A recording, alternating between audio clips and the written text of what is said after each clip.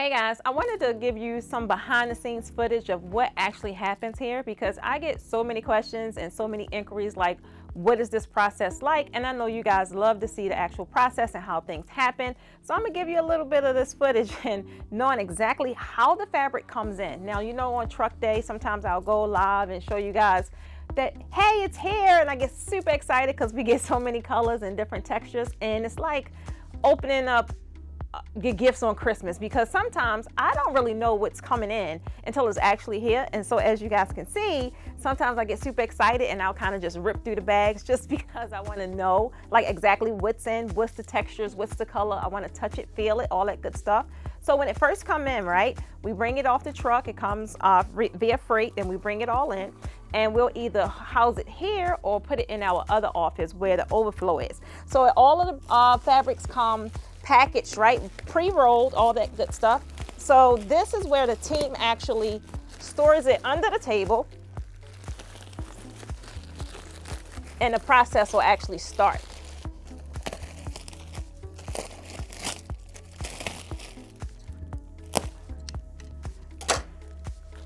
So this is kind of how it starts before it actually, so this is what it looks like before it actually gets to you guys, right? So all of the individual fabric rolls, we'll actually have to undress them, take off all of the plastic. And even at this point, sometimes you can get a bad roll, so you really don't know what's inside the roll until you get to processing the fabric, right? So we'll undress it all. And this is normally a two-person process.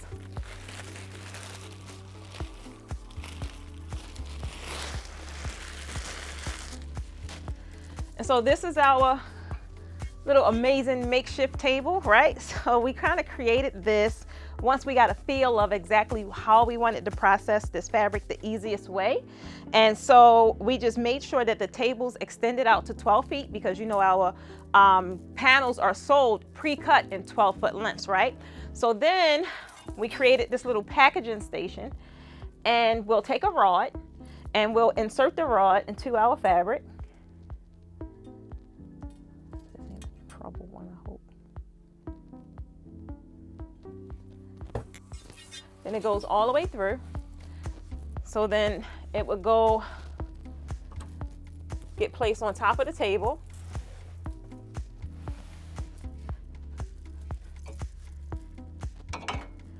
Then again, someone would be on the other side.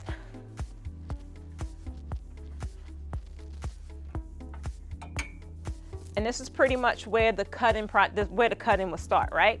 So again, you have two people working this station.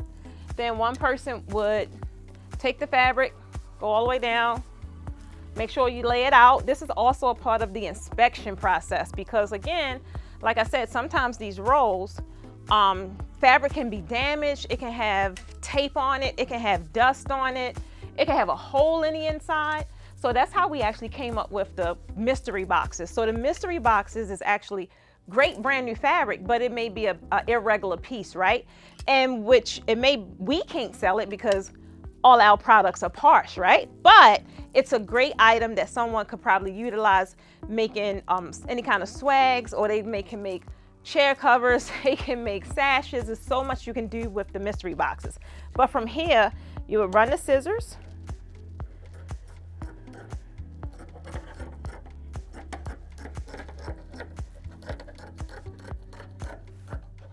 And the goal is to keep the cut as straight as possible. But again, this would be a two-person project. So one person will be on this side, another person will be on that side, run the scissors congruently together. And then once we have as many, whatever our quota is for that day, if we are cutting 10 bolts or it's something like that, everything will be laid out flat, and then you go into the folding process. So now when we get to the folding process, pretty much it's like folding a sheet, right? You're pretty much going to go end to end. So we normally just take our two long ends. And again, this is a two-person project because it goes a lot quicker.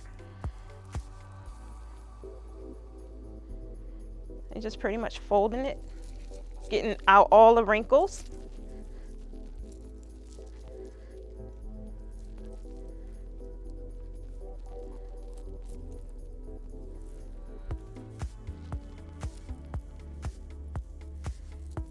Then once it's folded, this table is completely folded, then you go to the next process, which is the bagging process. Okay, so we make sure all of our panels are in a poly bag.